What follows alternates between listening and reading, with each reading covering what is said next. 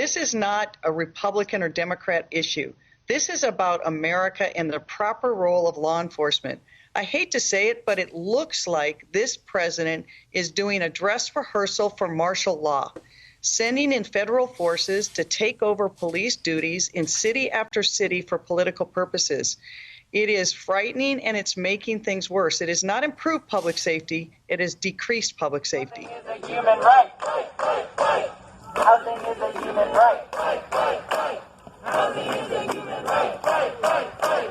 Housing is a human right. We got afford to exist in America. That is unacceptable. Here is a pandemic. Maryland's minimum wage, I think, is what, $11, maybe $12. So even if they were to find another crappy job to pay their bills, it's not going to cover this rent. This rent is thousands of dollars. That's not going to come by McDonald's, the hardware store, Harris Teeter. None of that shit don't work. What we need is to have affordable, free housing for those who have nothing, and then the rest of us be able to have one job and have a quality of life.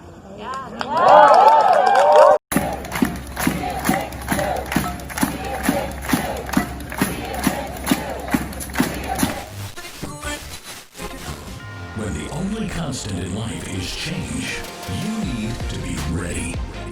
This is the Man-Made Survival Show. Hello everyone, my name is Jose Prado with Man-Made Survival. Thanks so much for coming back to the channel watching this video. Please share this information with your friends and family because, as always, this information is really important, especially what I'm going to be talking about today, because a lot of the stuff that I talked in the previous videos have actually happened, you know, and not because I have some type of magic ball or anything. It's because you can see the things that are happening and you can draw the conclusions on what's going to happen, all right? And that's the same approach that you can take when you make a plan on whatever your scenario is that you want to get prepared for. All right, so please share this with your friends and family. Please like the video, please share the video, subscribe to the channel. The more messages and likes that you put on this, it's going to be more upfront and people will be able to get this information, especially the important part, which is the preparedness part, because we all need to get prepared. So you can use this video and all the other videos that I have done as a way for you to communicate with your loved ones who do not want to prepare or are skeptical or, you know, things like that. So it's always good to have some point of reference, and you can use this video as such.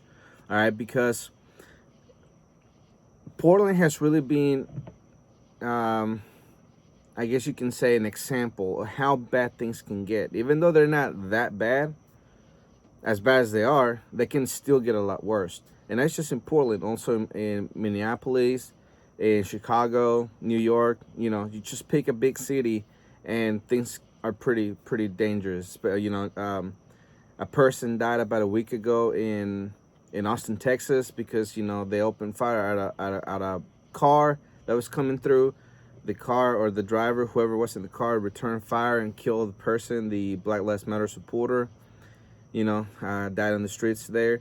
So everything is going up a notch, and it just keeps increasing and keeps getting more dangerous out there. So when you get out there, you have to be very careful. All right. So if you remember, and everybody knows this, right? Because it's pretty much the same topic that has come out of this whole movement since George Floyd, is to defund the police. And everyone, including myself, we've said that is, you know, the biggest mistake that anybody can do, because who are you going to replace the police with, right? Some people have said absolutely abolish it, no police whatsoever. The citizens will take care of each other, and everybody's going to sing Kumbaya, and everything's going to be okay. Other people have said that instead of using the police for certain things, it's better to just have some type of social worker to be involved in certain cases, right? Instead of sending the police, send a social worker. Other people have said that the citizens will become the police, and they call them peace officers. So it's not like the police, but, you know, some sort of that way. And of course, you know, everything has spun out of control that makes all those things look ridiculous. Because if a city like Chicago, New York, LA, you know, just name a city, if they were already having problems with crime and everything, with the police force that they already have, And with all the billions of dollars that they would get, in order to be able to fund the police, just taking them away is just gonna make create a lot of problems. This where the whole Batman movies would come along, where the police is corrupt and there's not enough police and just crime is skyrocketed, right? So you can compare it to something like that. So here lately, what came out of Minneapolis is that the police have told people to get ready to obey the criminals, pretty much, right? So it is my first headline of the day, and it really saddens me. But I'm gonna read to you the headline, and I'm gonna read the Twitter, or the actual I guess you can say the guidelines on how to deal with a criminal when you're being robbed or your car is being taken from you. All right, here's the first headline. Minneapolis authorities warn residents prepare to be robbed and obey criminals. This from Summit.news. This is a tweet from Cal Houghton, and it says, Minneapolis city government tells residents to be ready to give up their phones and wallets and to always cooperate with criminals. All right, and here's the pretty much the bulletin points, or what to do. 100 robberies and 20 carjackings has been reported on 3rd Precinct Police in July alone. Downtown and southwest Minneapolis has seen an increase as well. We want those who live and work here to be safe. Robbery prevention tips. Do not walk alone. Be hyper aware of your surroundings at all times. Pay attention. Carry only items you need and carry less cash. Be prepared to give your cell phone and purse or wallet. Have keys already in your hand as you approach your car. Despite all efforts, robberies may still occur. Do not argue or fight with the criminal. Do as they say. Your safety is most important. Be a good witness. When you call 911, be prepared to answer any questions. How many suspects, age, height, complexion, hair, and eye color, scars or tattoos, weapon, and what did it look like? What direction did they live in? Vehicle description.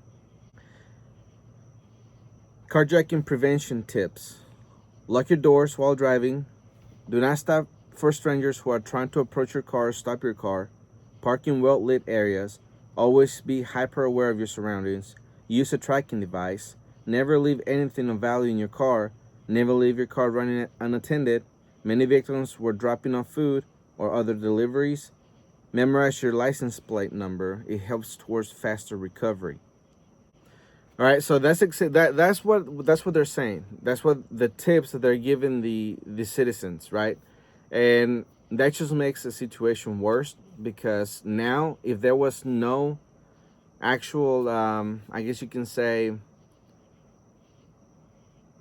faith in the police, now there's even less, right?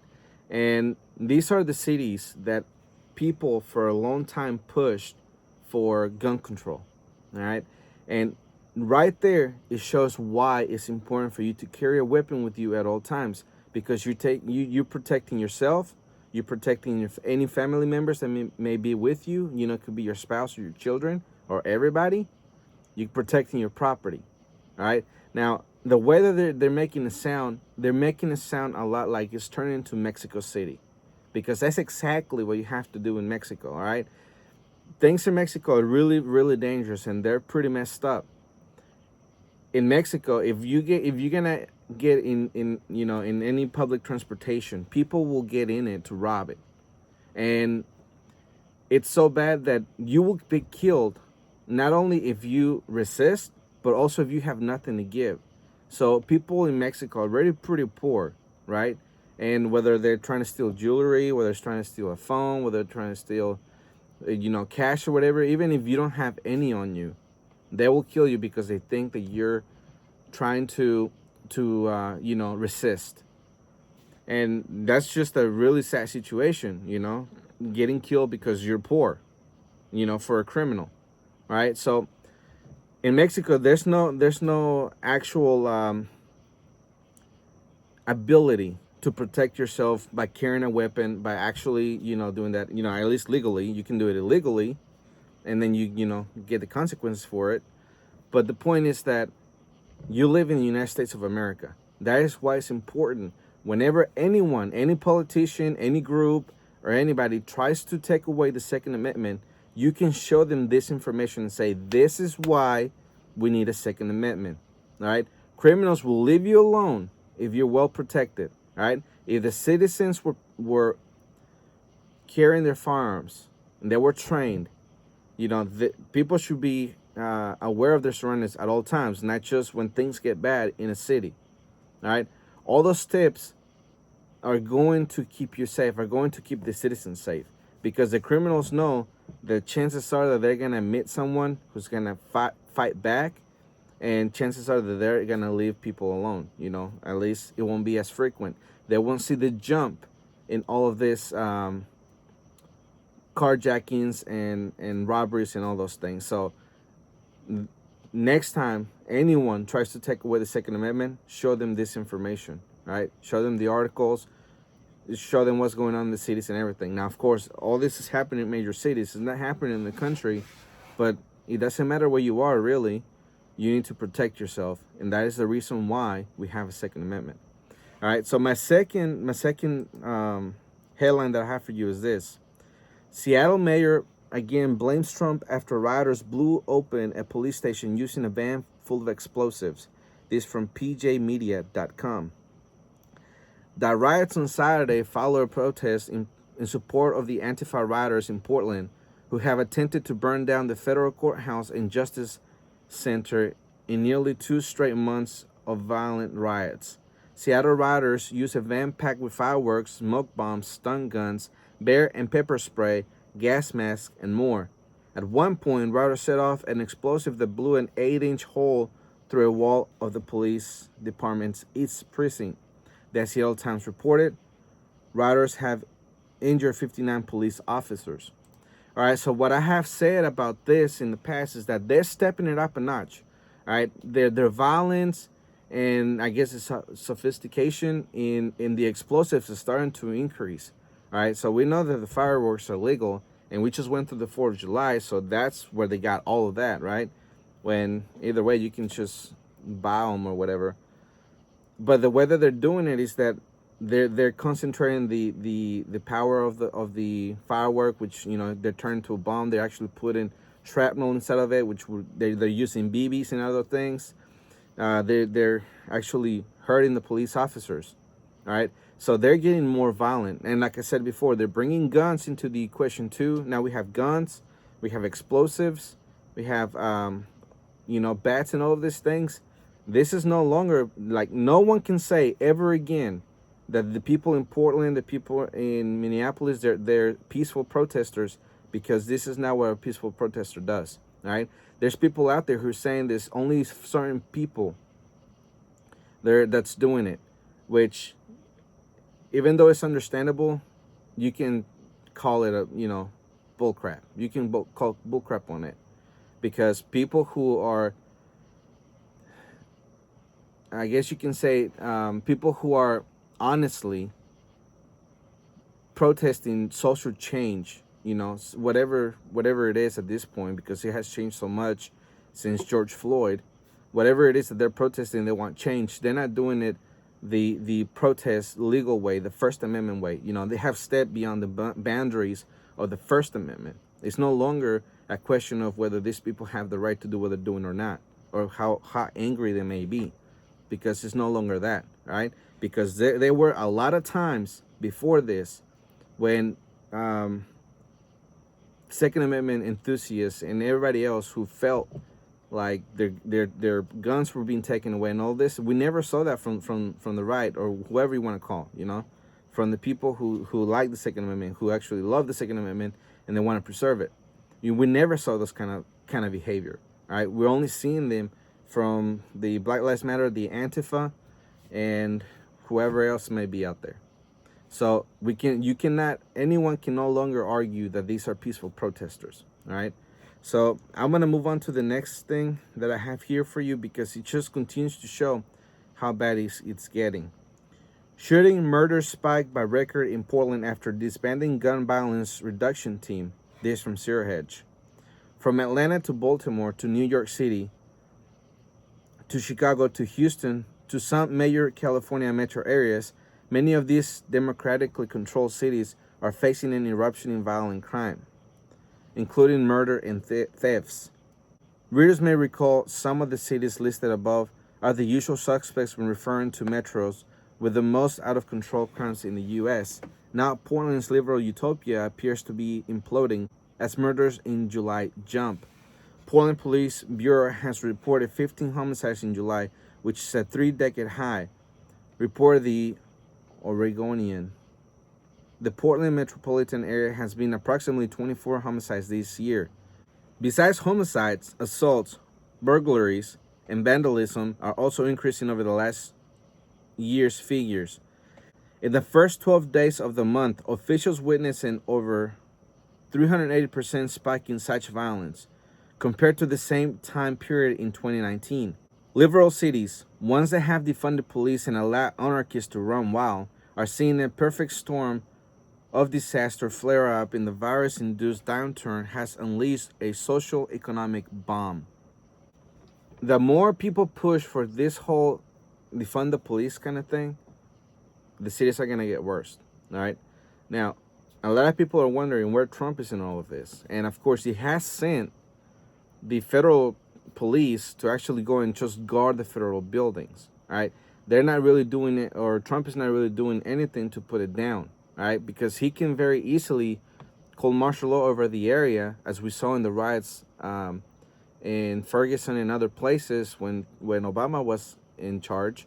Right. They actually called martial law for that area, and they brought it down, and everything went back to normal. All right. Trump hasn't done that. Now, he does have a lot of opposition just within his own administration, right? We've seen it with Mark Esper, and we've seen it with the chiefs of staff also. So he has had people oppose it, all right? And then now that we have the governors talking a lot of smack about the federal police being there protecting the federal buildings. I mean, if it was up to them, they would just let them run wild and burn everything down to the ground, right? But what I'm saying is that at what point will Trump step up or step in and put a stop to this, right? What does it look like when that happens?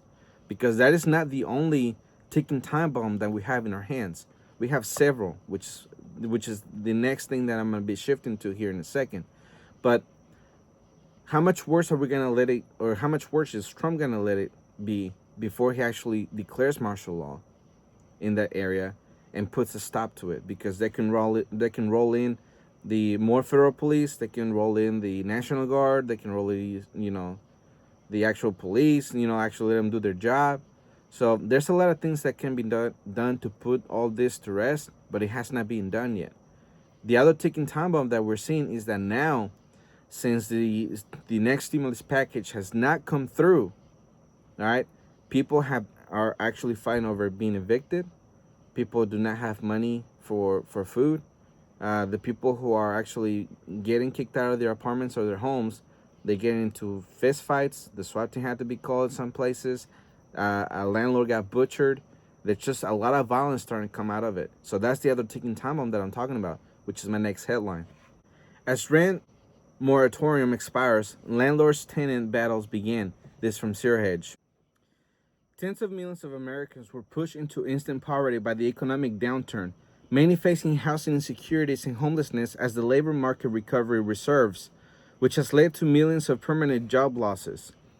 Ahead of the recession, many Americans had insurmountable debts and no savings, or rather no safety nets if times got rough.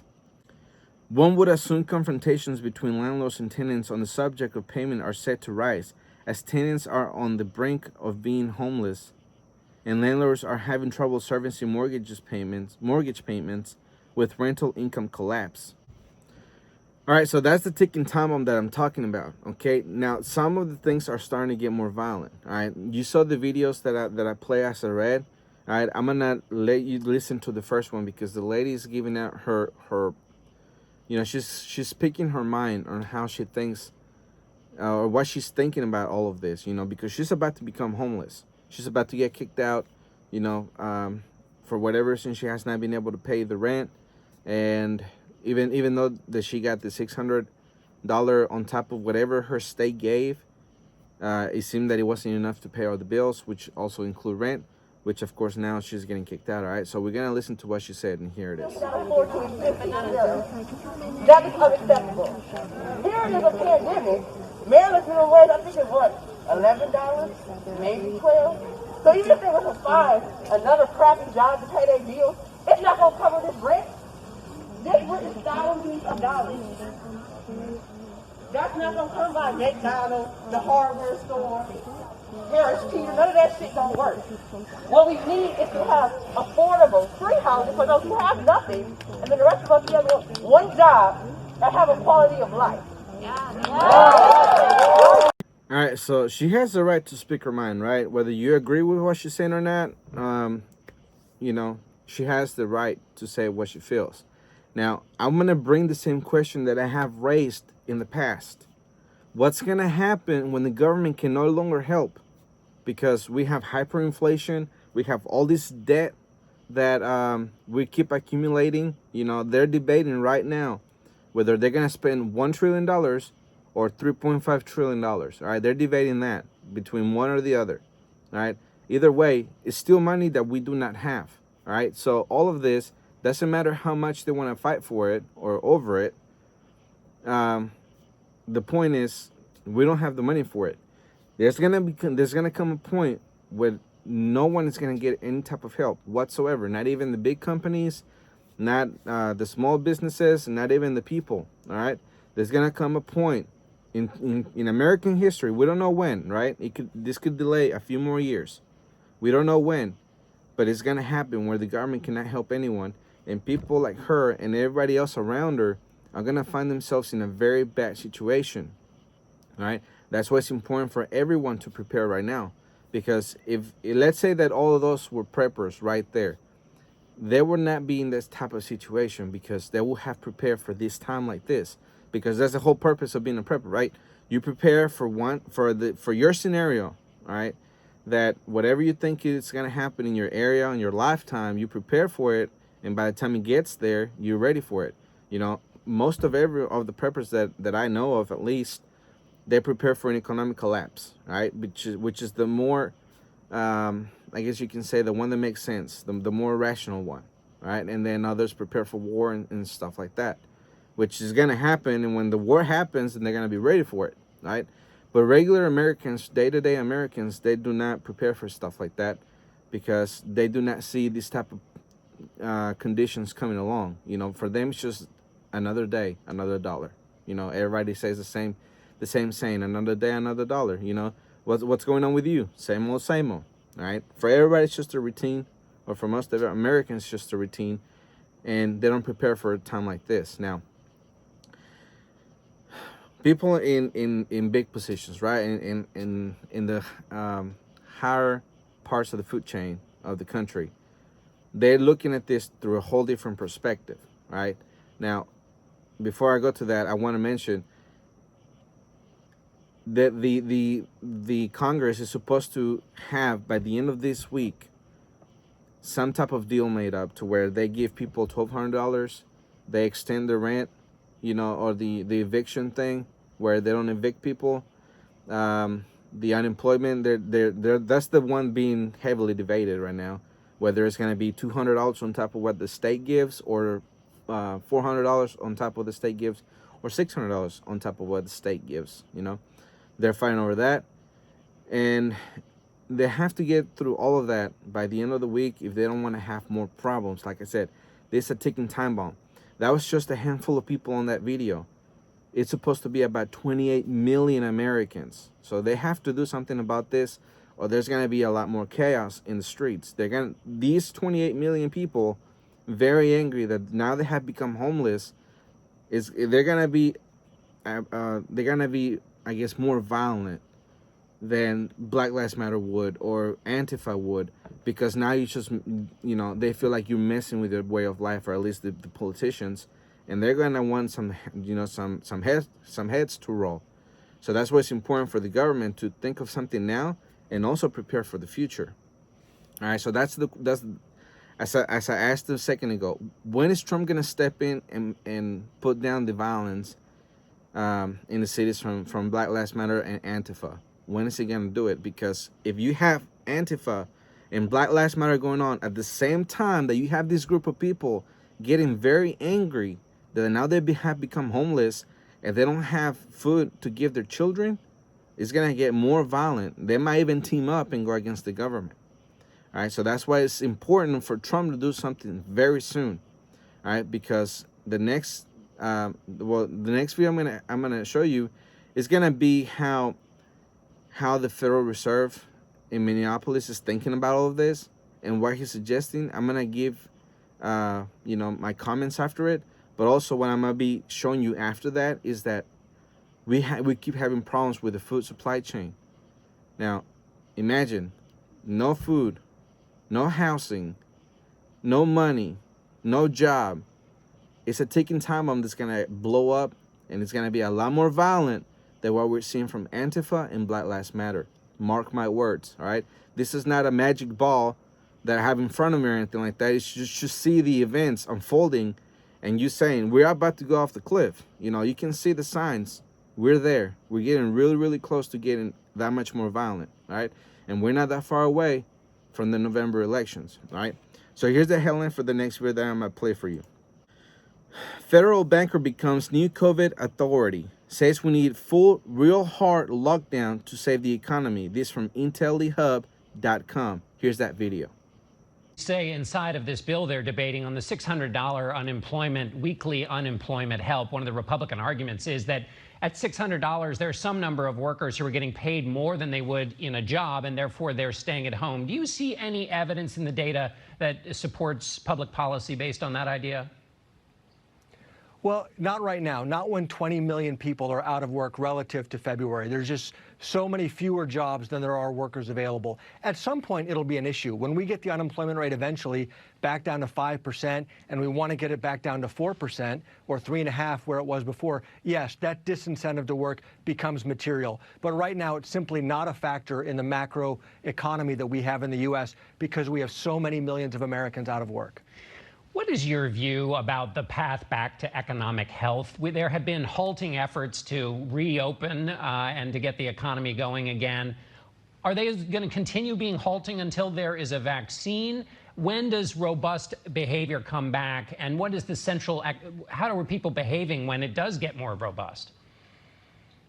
Well, you're right. It's really the virus and our ability to control the virus either through clamping back down, getting the case count down so that we can test and trace and keep this thing under control, or eventually getting a vaccine or a robust therapy. That's the only way we're really going to have a real robust economic recovery. Otherwise, we're going to have flare-ups, lockdowns, and a very halting recovery with many more job losses and many more bankruptcies for an extended period of time, unfortunately. There's no interest in the president. The president is not interested in locking things down again at all. In fact, he's pushing in the other direction. So if that's not going to happen, does that hurt the economy more? And are there losses that you can't recoup in a recovery that might happen during that period of time?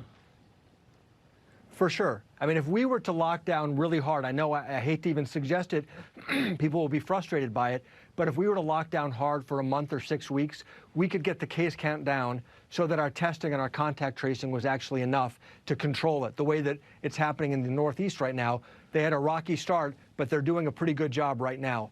Now, if we don't do that and we just have this raging virus spreading throughout the country with flare-ups and local lockdowns for the next year or two, which is entirely possible, we're going to see many, many more business bankruptcies, small businesses, big businesses, and that's going to take a lot of time to recover from, to rebuild those businesses, and then to bring workers back in and re-engage them in the workforce. That's going to be a much slower recovery for all of us. All right, so you heard what he said, right? Hopefully you paid really close attention. If not, you can go back and listen to it because he said several very critical things. All right. First off, I do want to say that the Republicans arguing that people are making more money sitting at home than actually going to work is not a valid argument because you have all these restrictions in the workplace. All right. There has been people who have been laid off because they're working, less hours. They don't have the money to keep paying them. They don't have the same foot traffic that they used to. Restaurants, hotel rooms, all these other industries, they're actually, going bankrupt, and they're going into, another lockdown mode where the people cannot just work,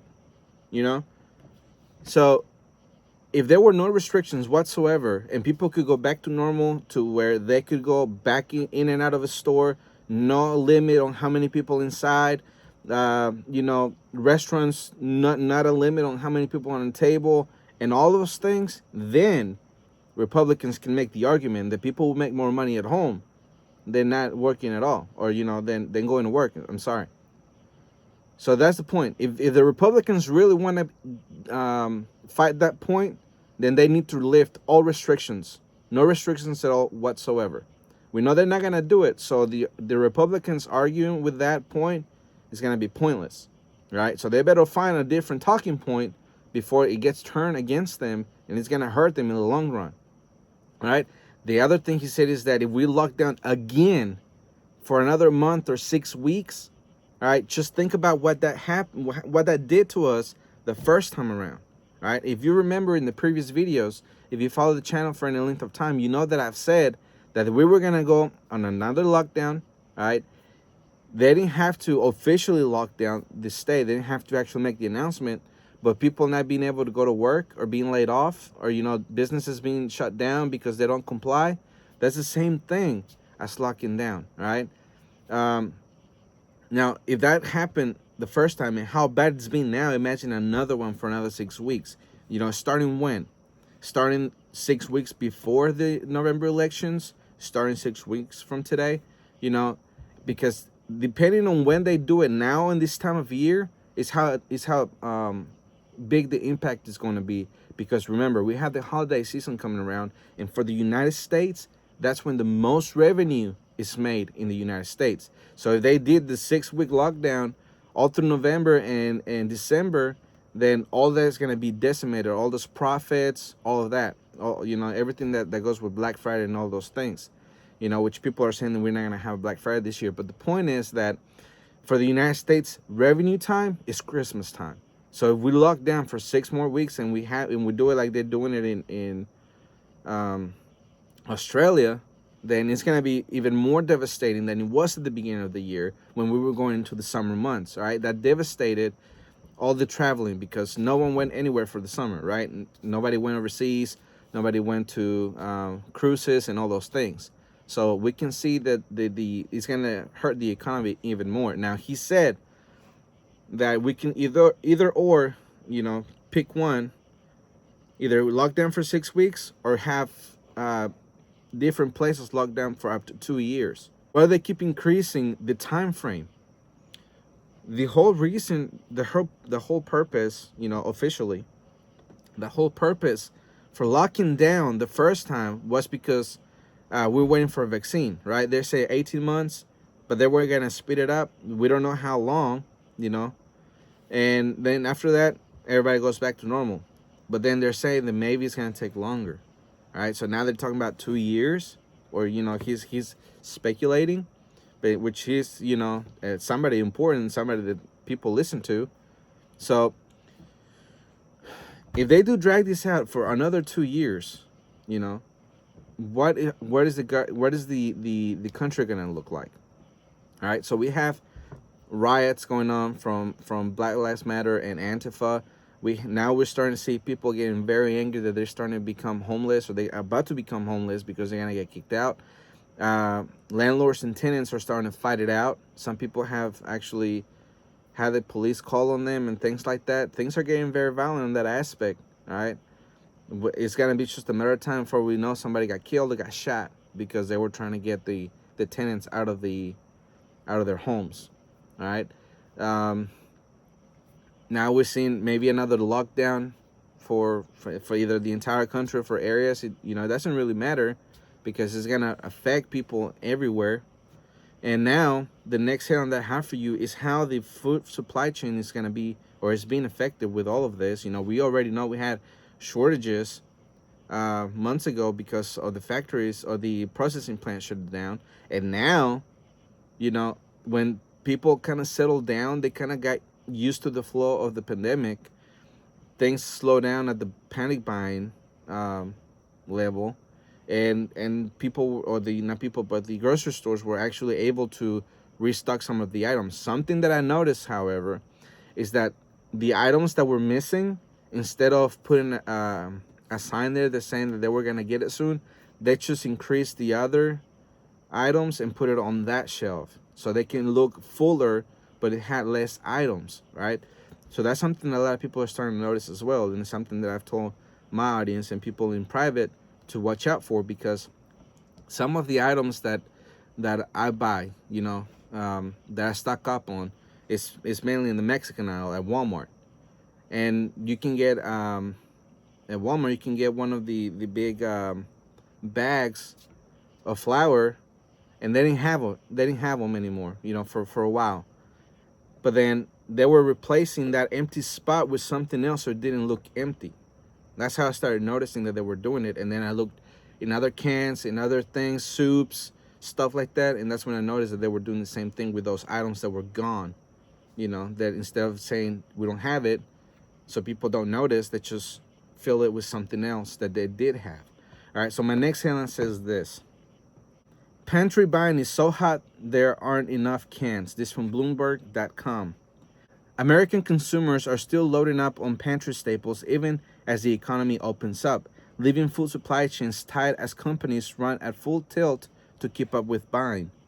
In fact, demand is so strong there aren't enough empty cans to pack foods that end up at grocery shelves. That's according to the wholesale food distributor ePallet, which is struggling to find enough containers to fill chili and soup it sells to food banks and retailers. Labels to mark the cans are also hard to come by. Quote, "There really is a shortage of product," said James Kwan, the chief executive officer and co-founder of ePallet. "People aren't buying based on brand or flavor, but based on availability." All right, so that tells you a lot, that people are not being picky because they feel like they need it at home, which is an excellent thing to do. Okay, you need at least 3 to 6 months worth of food in your pantry, so you can, that's just the beginning, so you can have a cushion in that aspect. Right. My next headline goes into a little more detail about the whole can shortage and everything. Here it is: new supply chain crisis during pandemic. Not enough cans for food. This from marketplace.org. Wholesale manufacturers and distributors are running out of empty cans to pack non-perishable foods that so many Americans are buying in bulk, especially in ready-to-eat meals like chili, soups, and prepared meat, said James Kwon, CEO of technology and logistics firm ePallet. The cans are in short supply. Specifically, raw materials like steel and tin from China are scarce, as are made-in-China labels that go on the food cans. Still, canned items that normally may be unavailable for just a week or two are now delayed for months, presenting challenges to at-risk populations that depend on canned foods. Listen to this next quote, because it's really important. Senior citizens, school kids who are requiring these emergency food packs, and the newly unemployed, Kwon said, waiting a month to 3 months is just unrealistic. "We all want to go back to the way it was," said Rudy Leuner, supply chain management professor at Rutgers University. Quote, "I also don't think that when this is all over that people are going to keep hoarding weeks of food in their house," end quote. All right, just off the last one, I mean, I guess she will go nuts if she found out that I'm telling people that they need at least 2 years worth of food in their house. But anyways, the point is that there's people who, or actually the supply chain, who's experiencing shortage of cans, or the actual can to put the food in. Right now, remember what they said, that waiting 3 months is unrealistic. Now imagine if they really did run out and they no longer had them, because they're having problems in 2 areas: the cans and the labels. They cannot send it without the labels, and they cannot can it without the can. All right, so if people or the grocery stores or the food banks who were waiting for product for 1 or 2 weeks, for them to be able to get the cans in order to fill them and put them out there, now have to wait months at a time.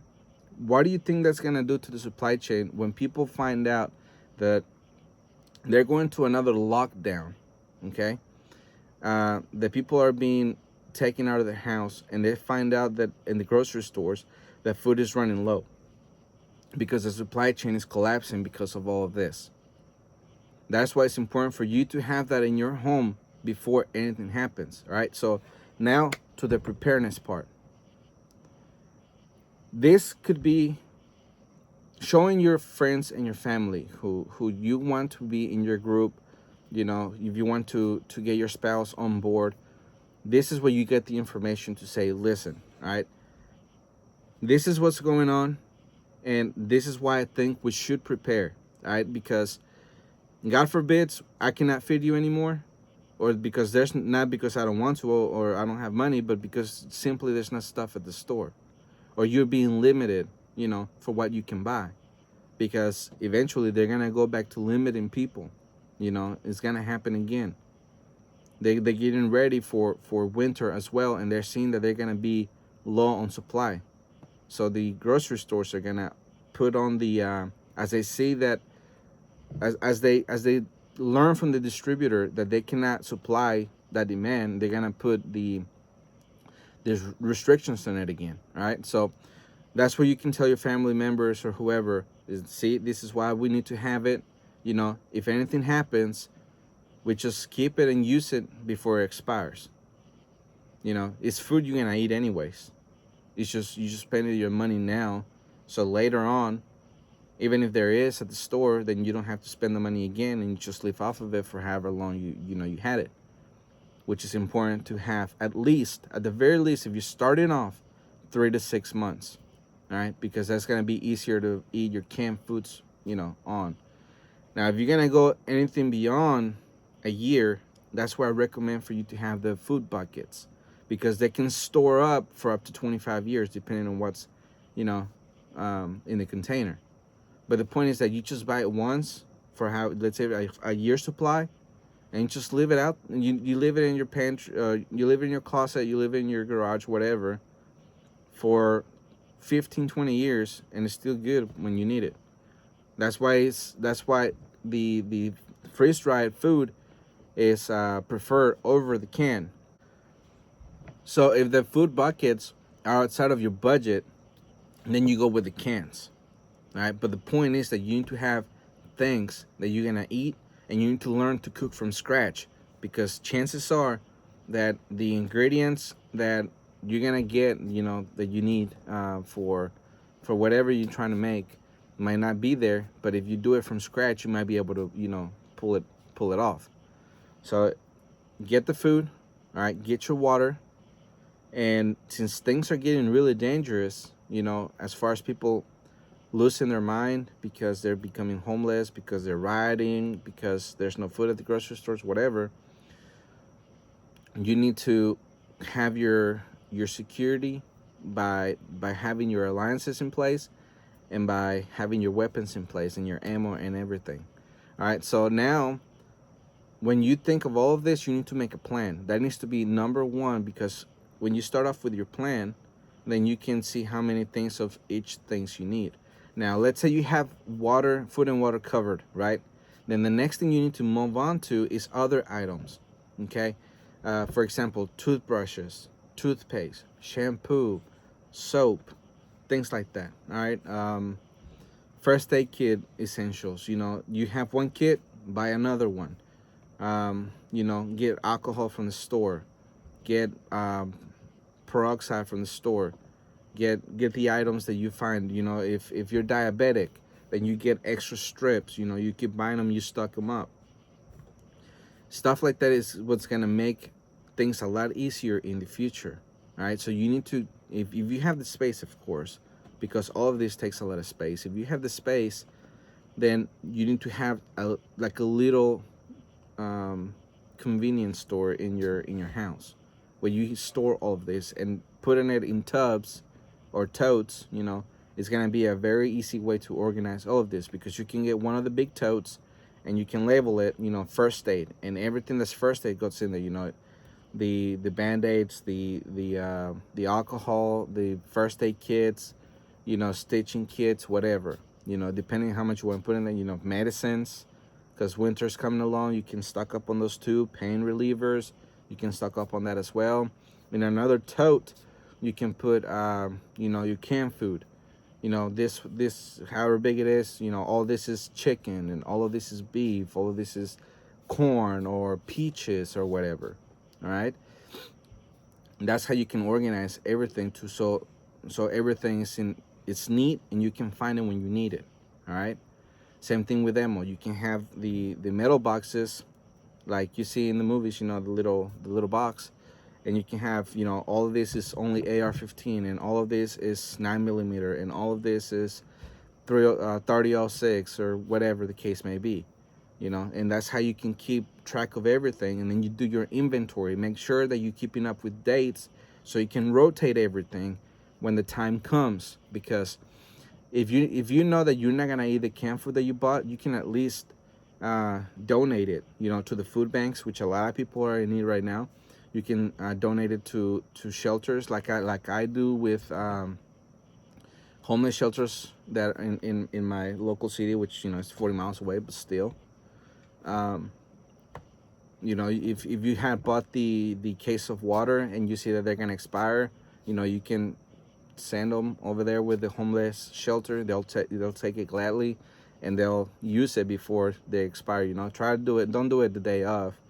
Do it a couple weeks, and that it would be better for you to do it a few months before they actually expired, so it'd be easier on them. So there's different things that you can do. So that's why it's important for you to start preparing now. All right. So soon I'm gonna be putting out on Facebook. So if you have not liked us on Facebook, I encourage you to go on there. You can find us the same way, Man Survival. And I'm going to be putting out a graphic on how much water you're going to need for you and your family, how much food you're going to need for you and your family, what type. I'm working on that, so it might be here in the next few days. It'll be out on there. So I encourage you to go to Facebook and like the page, because sometimes we do giveaways, but you must like the page, because I have actually messaged people who only followed the page but didn't like it, and they couldn't receive the messages, so they didn't get their prize. So that's why it's important for you to like the page. That way I can message you directly and tell you won, when we do another drawing or whatever. So I also want to remind you about the store, MedmenSurvivalStore.com. You can get all the survival things that you need on there, and also your camping needs. So when you do a purchase, I want you to know and remind you that you helped me actually donate to homeless shelters, and I'm trying to put something together for the orphanages and stuff like that. But I have to, have the income, or not the income, but I need to have the donations and all those things. When you purchase through the store, portion of that gets funneled and to the things that I do here locally. So you can rest assured that when you buy from my store, that you're actually helping someone get a meal, or get gear for the winter, or get stuff that is going to help them later on. So also want to remind you about my book, Preppers Secrete Cache. You can go to www.prepperssecretcache.com, or just click the link below, and once you fill out your information, we'll send it to you right away. All right, so again, my name is Jose Prado, and remember, always ready.